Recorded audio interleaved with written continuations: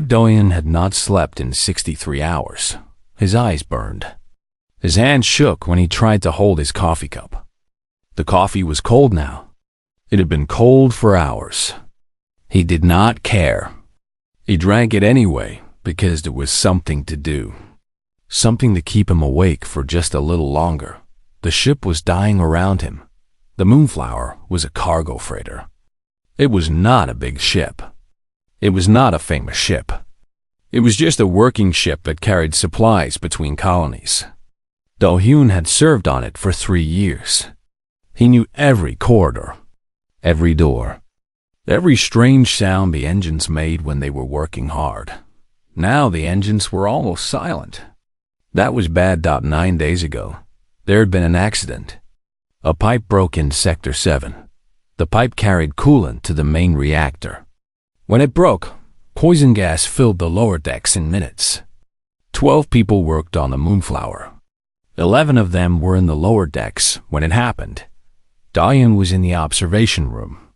He was eating lunch and looking at the stars. He liked to do that. The stars made him feel calm. He heard the alarm. He ran to help. But the emergency doors had already closed.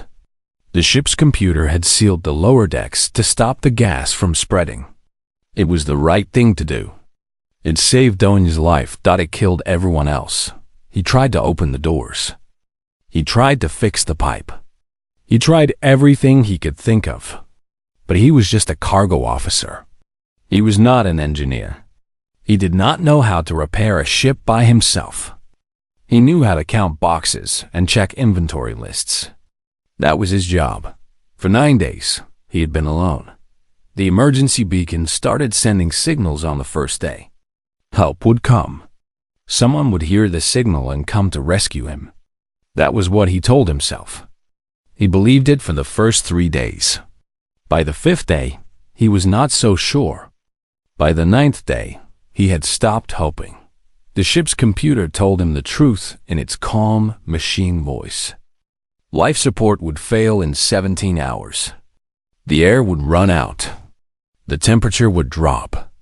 And then Do-hyun would die, alone in the dark between the stars. He walked through the empty corridors. His footsteps echoed in the silence. The emergency lights made everything look red and strange. He passed the door to the mess hall where he used to eat with his friends.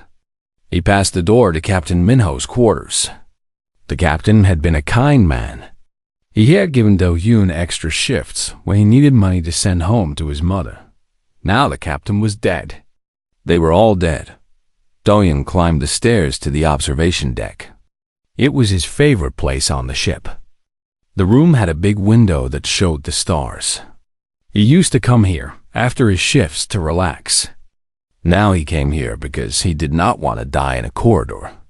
If he had to die, he wanted to see the stars one last time. He sat down on the floor. His body was so tired. Every muscle ached. His mind was slow and foggy. He knew he should stay awake. The emergency manual said that crew members should never sleep unprotected in open space. There were rules about this. You should always sleep in a sealed pod. You should always have weapons nearby. You should always lock the door. But Do-hyun was too tired to care about rules. He lay down on the cold metal floor. It was not comfortable. He did not care. His eyes closed by themselves. He tried to open them again, but his body refused to listen.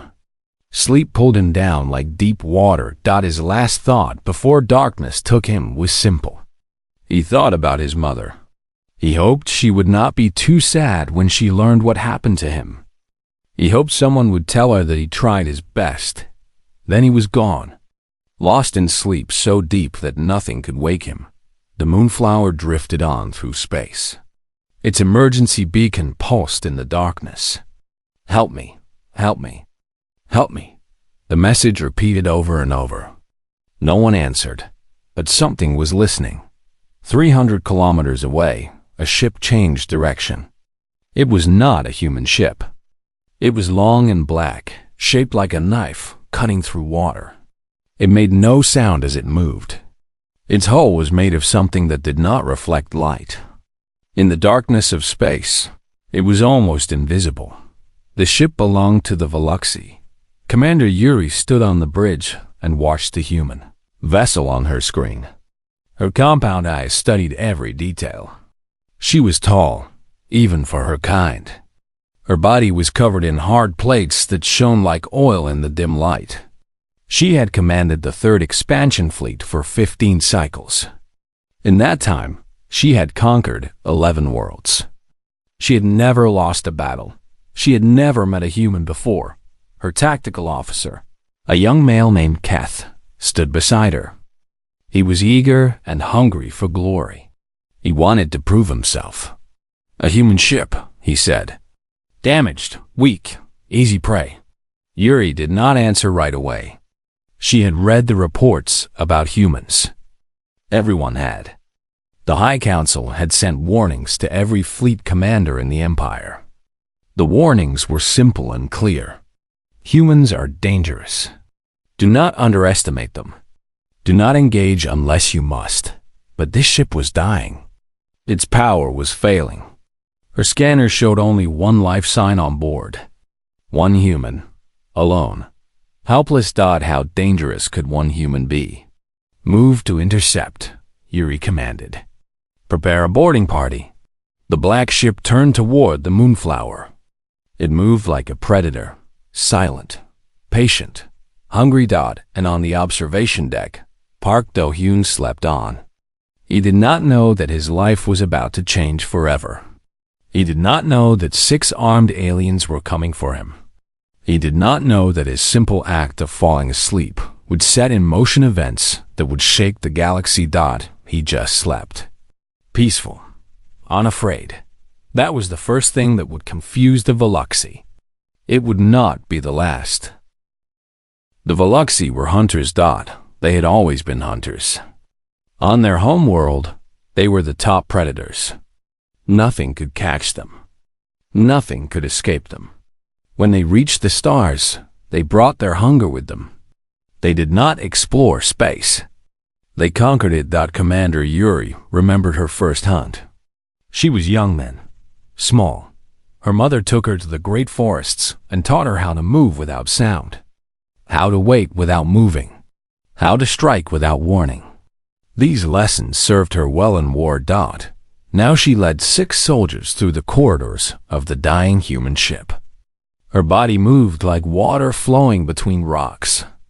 Her compound eyes could see in many directions at once. Nothing surprised her.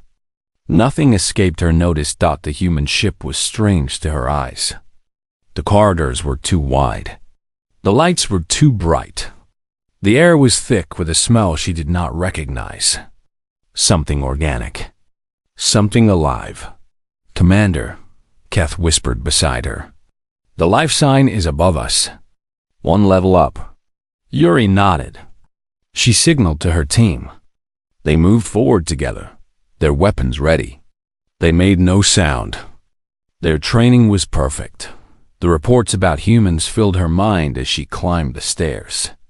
The High Council had collected information from a dozen conquered worlds. Every species they met had stories about humans. The stories were all different, but they all agreed on one thing. Humans were not normal.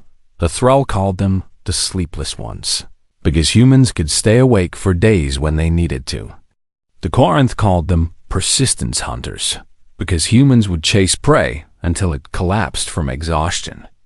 The Melanie called them the pack bonders, because humans formed emotional connections with almost anything. They kept animals as friends. They talked to their machines.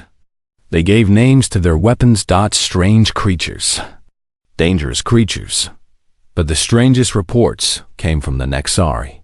They were a proud warrior race who had attacked a human colony 30 cycles ago. They expected an easy victory.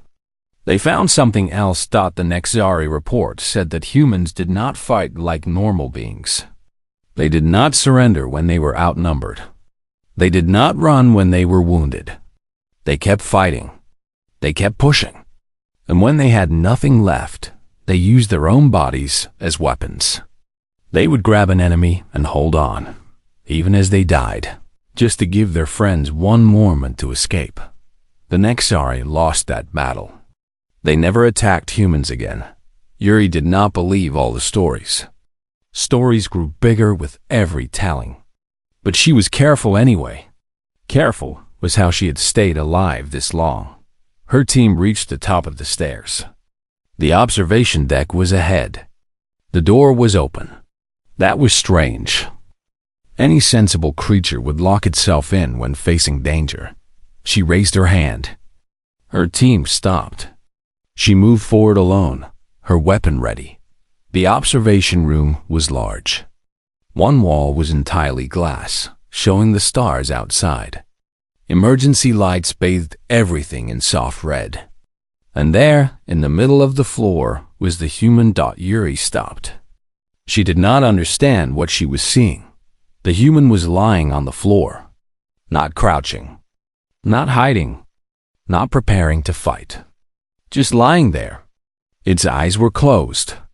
Its chest rose and fell in slow rhythm. Its hands were empty. No weapons. No tools. Nothing. The human was sleeping. Yuri stood frozen. Her soldiers gathered behind her, their weapons aimed at the strange creature on the floor. Nobody moved. Nobody spoke. Is it dead? One of her soldiers whispered. No, Yuri answered. It is sleeping. Sleeping? In the open? Yuri did not answer. She could not answer. This made no sense. Every creature in the galaxy had survival instincts. When danger came, you ran or you fought. When you were weak, you hid. When you slept, you found the safest place possible.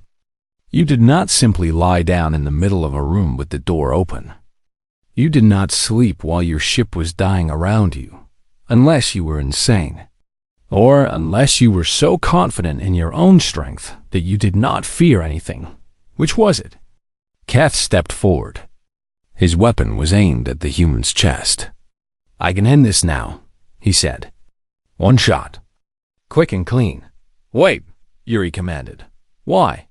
It is helpless. This is the perfect moment. Yuri stared at the sleeping human. Its face was strange. Flat, with soft skin and no protective plates. Its body was soft too. No claws, no armor. Nothing that looked dangerous. It looked like prey. It looked like something any predator would eat without a second thought. But the reports echoed in her mind. The Nexari had thought the same thing. The Nexari had been wrong. Look at it, she said quietly. Really look. Kef looked. His mandibles clicked in confusion. I see nothing special. Exactly. It has no natural weapons. No armor, no claws or fangs. It should not survive in the wild. But humans rule dozens of worlds. They have built ships that cross the galaxy. They have killed Nexari warriors with their bare hands. She moved closer to the sleeping human. It did not react. Its breathing stayed slow and even.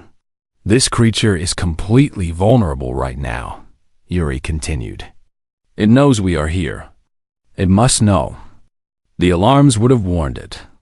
But it chose to sleep anyway. Why? None of her soldiers had an answer. There are only two possibilities, Yuri said. Either this human has given up on life completely, or it knows something we do not. She looked at the creature's face. It looked peaceful. No fear, no worry. Like a child sleeping safely in its mother's arms. That scared her more than any weapon could. Secure the room, she ordered. Do not harm it. Do not wake it. I want to know everything about this ship before we proceed. Her soldiers spread out. They searched the observation deck. They checked the corridors. They found nothing dangerous. No traps. No hidden weapons. Just an empty, dying ship with one sleeping human aboard. Keth returned to her side. Commander, this does not feel right. I know. Perhaps we should leave. Report back to the fleet. Let someone else handle this. Yuri considered it. It would be the safe choice. The smart choice. But she had not become commander by being safe. She had become commander by understanding her enemies. And right now, she did not understand this human at all. That bothered her. That made her curious. No, she decided. We stay. We wait. We learn. She found a position across from the sleeping human and settled into watch. Her soldiers took positions around the room. Their weapons stayed ready. And Park Do-yoon slept on. He did not know that 6 predators watched him with confusion and growing respect. He did not know that his exhausted body was teaching them something new about humans. He did not know that this moment would change everything. He just slept and dreamed of home. Do-yoon woke to the sound of clicking. It was a strange sound, like someone tapping 2 stones together. Click, click. His tired mind tried to make sense of it. Was something broken? Was the ship making new noises? He opened his eyes slowly. The emergency lights hurt his head. Everything was blurry at first. Then his vision cleared and he saw them. 6 figures stood around him in a circle. They were tall, taller than any human. Their bodies were covered in hard shells that shone like black glass. They had too many arms, too many eyes. They held weapons that glowed with soft blue light. For a long moment, Do-yoon did not move. He just looked at them. His brain was still waking up. It took time for the information to reach him. Aliens, real aliens, on his ship, with guns pointed at his chest. He should be afraid. He knew that. Any normal person would be screaming right now, or fighting, or begging for their life. But Do-yoon was so tired. His body felt heavy. His mind felt slow. The fear was somewhere inside him, but it could not reach the surface. It was like being underwater. Everything felt far away. Everything felt soft and unreal. He yawned. It was not a brave yawn. It was not a statement of courage. His body simply needed to yawn, so it did. His mouth opened wide. His eyes squeezed shut for a moment. A small sound escaped his throat. When he opened his eyes again, the aliens were staring at him. Their clicking had stopped. They seemed frozen, like statues made of black stone. Do-yoon sat up slowly. His back hurt from sleeping on the floor. He rubbed his eyes with his hands. Then he looked at the aliens again. "Oh," he said. His voice was rough and dry. "Hey!" More silence. More staring. One of the aliens stepped forward. It was taller than the others. Its shell had patterns of dark purple on it. When it spoke, a device on its chest made the words sound almost human. "Human, you are captured. You will comply with all orders. Any resistance will result in, is there water?" Do-yoon interrupted. The alien stopped speaking. Its head tilted to one side, like a confused dog. "Sorry," Do-yoon continued. "My throat is really dry. I have not slept in 3 days. Well, I guess I slept now. But before that, 60 hours or something." He looked around the room. "Do you have water? Or something like water?" The aliens exchanged glances. Do-yoon watched them communicate without words. Their antennae moved in complex patterns. Some of them clicked their mandibles at each other. The tall one, the leader, Do-yoon guessed, spoke again. "You do not fear death?" Do-yoon thought about it. It seemed like an honest question, so he gave an honest answer. "I mean, I do not want to die. Nobody wants to die. But I have been awake for almost 3 days. Everyone on my ship is dead. I have maybe 17 hours of air left." He shrugged his shoulders. "You showing up is actually the best thing that happened all week. We are enemies. We could kill you right now." "You could," Do-yoon agreed. "But you have not?" So maybe you want something first. Information? Ransom? I do not know how these things work. He tried to stand up. His legs were weak and shaky. He managed to get to his feet, but he swayed a little. One of the aliens pointed its weapon at him. Do-hyun raised his hand slowly. I am not attacking you, he said. I just want to stretch. My body hurts from sleeping on the floor. The leader made a gesture. The soldier lowered its weapon slightly. Not all the way. Just enough to let Do-hyun move. He stretched his arms above his head. His spine cracked in several places. It felt good. He rotated his neck. More cracking sounds. The aliens watched every movement. Their compound eyes followed him like cameras tracking a target. What is your name? Do-hyun asked. The leader did not answer immediately. It seemed confused by the question. I am asking because I need to call you something, Do-hyun explained. You know, for conversation. My name is Park Do-hyun. You can call me Do-hyun. What should I call you? Another pause. Another exchange of looks between the aliens. I am Commander Yuri, the leader finally said. Third expansion fleet of the Veluxi Empire. Yuri, Do-hyun repeated. He nodded. That is a nice name. I knew a girl named Yuri when I was young. She was kind. I am not kind, Commander Yuri said flatly. Okay. Do-hyun did not argue. He was too tired to argue about anything. So, Commander Yuri, what happens now? Are you going to kill me? Take me prisoner? I should probably know so I can plan accordingly. Plan accordingly? Yes. Like, if you are going to kill me, I would like to sit down and look at the stars first. If you are taking me prisoner, I should probably use the bathroom first. It has been many hours. One of the younger aliens made a sound. It might have been surprise. It might have been laughter. Do-hyun could not tell. Commander Yuri stepped closer to him. She was very tall. Do-hyun had to look up to meet her eyes. She studied him like he was a strange puzzle she could not solve. You are not what I expected, she said. What did you expect? Fear, aggression. The reports said humans are dangerous, unpredictable, that they fight like wounded animals when cornered. Do-hyun considered this. I mean, some humans are like that. But I am just a cargo officer. I count boxes for a living. I have never been in a real fight. I would not even know how to start one, yet you show no fear. I am too tired to be afraid, Do-hyun admitted. Fear takes energy. I have no energy left. All I have is honesty and a very dry throat. Commander Yuri stared at him for a long moment. Then she turned to one of her soldiers and spoke in her own language. The soldier left the room. A few minutes later, it returned with a container.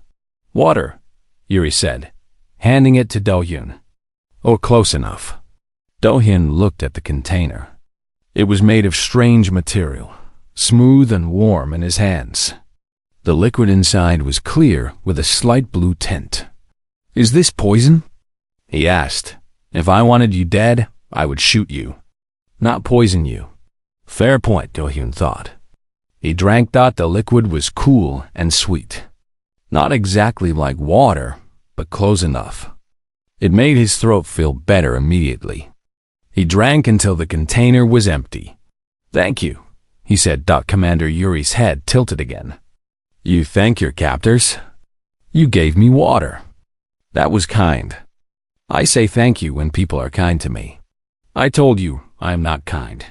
Do-hyun shrugged. Your actions say different. For a moment, something changed in Yuri's eyes. Something shifted. Do-hyun was too tired to understand what it meant. But it was there. A small crack in her armor. A tiny moment of doubt that it was the beginning of something new. Neither of them knew it yet. But this strange meeting between a tired human and a confused alien was about to change both of their lives forever. Now, Do-hyun said, about that bathroom. Hours passed. The strangest hours of Commander Yuri's life. She had captured prisoners before. Many times. The pattern was always the same. Fear came first. Then anger. Then bargaining. Then surrender. Every species followed this pattern. It was written in their biology. It was the natural response to being trapped. But Do-hyun did not follow the pattern. After using the bathroom, he asked if he could show them the ship. Not as an escape attempt. Not as a trick. He said he wanted them to understand what happened. He said it would help with negotiations. Negotiations. The word was strange in this context. Prisoners did not negotiate. They begged. But Yuri was curious. She had been curious since the moment she saw him sleeping on the floor. So she agreed. Do-hyun walked them through the Moonflower like a tour guide. He showed them the cargo holds, half full of supplies meant for a colony that would never receive them. He showed them the engine room, where lights blinked red with warnings. He showed them Sector 7. The door was still sealed. Through the small window, they could see the destruction. The broken pipe. The bodies of the crew still lying where they had fallen. The poison gas had killed them quickly. That was the only mercy. 12 people, Do-hyun said quietly. Good people. The captain was named Minho. He was fair and kind. The chief engineer was Suji. She could fix anything. Taemin was the cook. He made terrible food, but he always smiled. He named them all 11. He told small stories about each one. This one liked to play card games. That one missed his daughter back home. Another one was saving money to buy a house. The Veluxa soldiers listened in silence. I tried to save them, Do-hyun continued. I tried to open the doors. I tried to fix the pipe. But I am just a cargo officer. I count boxes. I make lists. I was not trained for emergencies. He turned away from the window. His eyes were wet, but he did not cry. That was 9 days ago. I have been alone since then. Yuri felt something strange in her chest. It took her a moment to recognize it. Sympathy. She was feeling sympathy for this human that had never happened before. She pushed the feeling aside. Feelings were dangerous. Feelings could make you weak. What do you want? She asked Do-hyun. I want to live, he answered simply. I want to go home. I want to see my mother again. Tell her I am okay. And what will you give in exchange? Do-hyun thought about it. The cargo. It is worth something. Food supplies. Medical equipment. Machine parts. You can have all of it. We could take it anyway. You cannot stop us. True, but if you let me live and send me home, you get something more valuable. Goodwill? Goodwill? Yuri did not understand. Humans remember kindness, Do-hyun explained. If you kill me and take the cargo, you gain some supplies. If you help me and let me go, you gain a story. The story of Veluxa soldiers who showed mercy. That story will spread. It will change how humans think about your people. Keth made an angry sound. We do not need human goodwill. We are conquerors. Maybe not, Do-hyun agreed. But it does not cost you anything to be decent. And someday, you might need friends more than you need enemies. This was a strange argument. Yuri had never heard anything like it. In her world, power came from strength, from fear, from the ability to destroy your enemies. The idea of gaining power through kindness seemed backward, but something about it made sense. She did not want to admit it, but it did. The ship is dying, she said, changing the subject. 17 hours until life support fails. 15 now, Do-hyun corrected. Time flies when you're having fun. Was that a joke? Was the human making jokes right now? We could fix it, Yuri said slowly. My engineers could repair your systems. Do-hyun's eyes widened. You would do that? I am considering it. Why? Good question. Why indeed? Yuri looked at this strange, soft, tired creature. He should be nothing to her. A prisoner. A resource to be used and discarded. But he was not acting like a prisoner. He was acting like a person.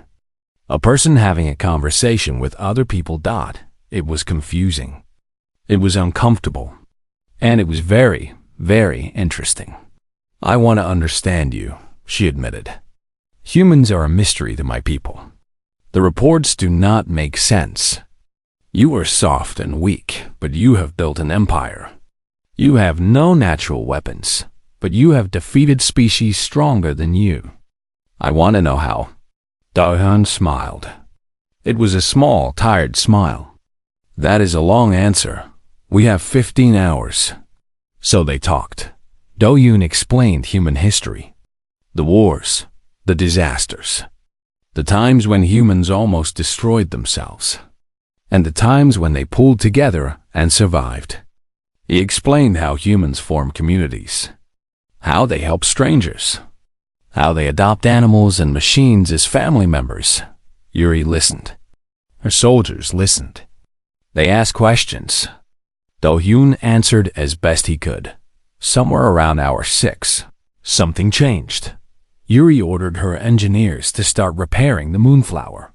She told herself it was practical. A working ship was more valuable than a dead one. But that was not the whole truth. The truth was that she did not want Do-hyun to die. She did not understand this feeling. She did not like it. But she could not ignore it either. The repairs took time. Human technology was different from Veluxy technology. But differences could be bridged. Do-hyun worked alongside the Veluxy engineers, showing them how human systems worked. They showed him their methods. At one point, Do-hyun shared his food with one of the soldiers. It was a simple bar of compressed nutrients. Nothing special. But he broke it in half and offered it with a smile. Try it, he said. It tastes like nothing, which is better than tasting bad. The soldier looked at Commander Yuri. She nodded. The soldier took the food and ate it. Strange texture, the soldier said. I know, right? But it keeps you alive. That is what matters. Keth approached Yuri while this was happening. Commander, he said quietly. What are we doing? Are we helping the enemy now? Yuri watched Do-hyun laugh at something one of her engineers said. The sound was light and warm. It filled the cold corridors of the dying ship like sunlight. I do not know what we are doing, she admitted. But I do not think he is our enemy. He is human. Yes, and humans are not what we thought they were. Keth did not look convinced. He was young. He still believed what he had been taught. Humans were dangerous. Humans were threats. Humans were to be feared and destroyed. But Yuri was old enough to question her teachings. Old enough to see things that did not fit the story she had learned. This human was not dangerous. This human was kind. This human had lost everything and still found ways to smile, to share, to connect on. Maybe that was the most dangerous thing about humans. Not their weapons. Not their persistence, but their ability to make you care about them. The life support came back online at hour 11. Fresh air flowed through the corridors. The emergency lights turned off. Normal lights came on, bright and steady. Do-hyun stood in the engine room and breathed deeply. Thank you, he said to the Veluxy engineers. Thank you so much. They clicked their mandibles at him. He did not know what it meant. He smiled anyway. Yuri watched from the doorway. She had a decision to make. A big decision. One that would change everything. She was not sure she was ready. But looking at Do-hyun, looking at the gratitude in his strange human eyes, she knew what she had to do. 3 weeks later, the Moonflower docked at Outpost Kepler-7. It was not alone. Behind it came a black ship. A Veluxy scout vessel. The kind of ship that usually meant death and destruction. The kind of ship that made colonies call for emergency evacuation. But this ship was not attacking. This ship was escorting. Captain Nari stood on the station bridge and watched the two vessels approach. Her hand hovered over the weapons control. Every instinct told her to fire. Veluxi ships did not come in peace. Veluxi ships brought war. Then the communication screen flickered to life. A tired human face appeared. "Hold fire," Doyun said. "They are friendly." "It is a long story." It was a long story. Do-hyun told it over the next several hours. The breakdown, the loneliness, the sleep, the awakening, the conversations that followed, the repairs, the journey back to human space. And the request. Commander Yuri wanted asylum. She was not alone. 17 members of her crew wanted to defect with her. 17 Veluxi soldiers who had spent 3 weeks watching a human be kind to them. 17 warriors who had started to question everything they believed. "This is unprecedented," Captain Nari said when Do-hyun finished his report. "The Veluxi do not surrender. They do not defect. This is impossible." "I thought so too," Do-hyun admitted. "But here we are." Nari looked at the black ship waiting outside her station. Inside that ship was an enemy commander. An enemy who had chosen to become a friend. What made her change? Nari asked. Do-hyun thought about it. He remembered the long conversations. The questions Yuri asked about human families, human communities, human bonds. He remembered the look in her eyes when she watched him share food with her soldiers. He remembered the moment when she ordered her engineers to save the moonflower instead of stripping it for parts. "I think she was looking for something," he said. "Something her own society could not give her. And she found it." What? Connection, purpose, the feeling that life can be about more than conquest and domination. Nari shook her head. "You sound like a philosopher, not a cargo officer. 3 weeks with aliens will change your perspective." The asylum request went through channels. It moved up and up until it reached people with real power. They debated. They argued. Some said it was a trap. Some said it was an opportunity. Nobody knew what to do. While they debated, the Veluxi Empire responded. 3 warships arrived at the edge of human space. They demanded the return of Commander Yuri and her crew. They called them traitors. They promised severe punishment if they were handed over. They promised war if they were not. It was a test. Both sides knew it. Would humans protect strangers who had once been enemies? Would they risk conflict for people they barely knew? The human battlecruiser Eternal Dawn arrived to answer that question. It was a big ship. Much bigger than the Veluxi warships. Its hull was scarred from many battles. Its weapons were powerful and ready. It took position between the station and the Veluxi fleet. No words were needed. The message was clear.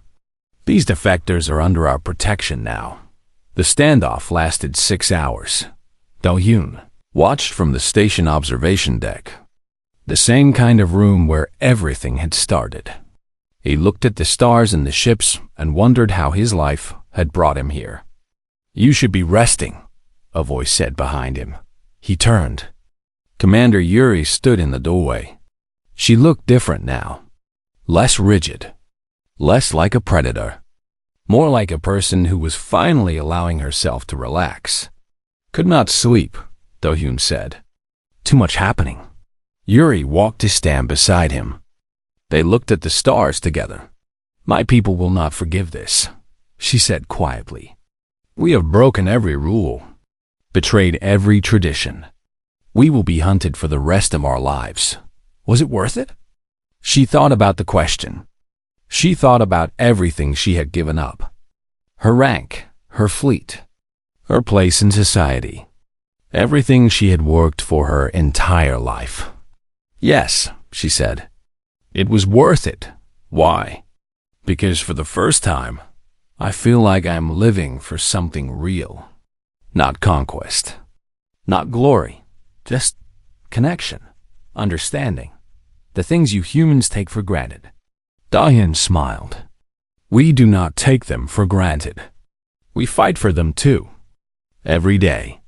The Veluxy warships turned away. They could not win this fight. They knew it. The Eternal Dawn was too strong, and more human ships were coming. The cost was too high for 17 traders. No matter how important their secrets, they left.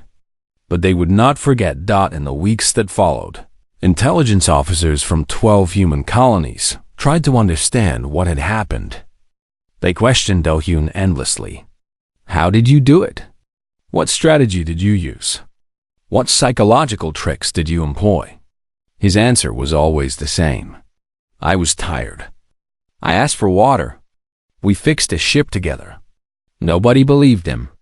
There had to be more. Some hidden technique. Some secret method. Humans were good at manipulation and persuasion. Surely Do-hyun had used those skills. But Captain Nari believed him. She had seen this before. In history books. In war stories. In the small moments when enemies became friends because someone chose kindness instead of violence. You know what you did, right? She asked Do-hyun one evening. I survived, he said. You did more than that. You showed them who we really are. Not the warriors from their reports. Not the monsters from their propaganda. Just people. Tired people who still share their food and say thank you. Do-hyun shrugged. I was just being myself. Exactly. That is the point. Years later, historians would write about this moment. They would call it the first crack, the beginning of the end for the Veluxy expansion. A single human cargo officer had done what entire armies could not. He had shown the enemy that there was another way to live. Not everyone listened. Most of Veluxy rejected the defectors as weak and corrupt. The war continued. More battles were fought. More lives were lost. But some Veluxy remembered. They remembered the story of Commander Yuri and the sleeping human. They wondered if conquest was really the only path. They started to question. And questions, once started, are hard to stop. Do-hyun eventually went home. He saw his mother again. He told her everything. She cried and hugged him and made him promise never to take a job on a cargo ship again. He promised. But he kept in touch with Yuri. They sent messages across the light years. Strange messages between two people from different worlds. Stories about food and family and the strange experience of being alive. One day, Yuri asked him a question.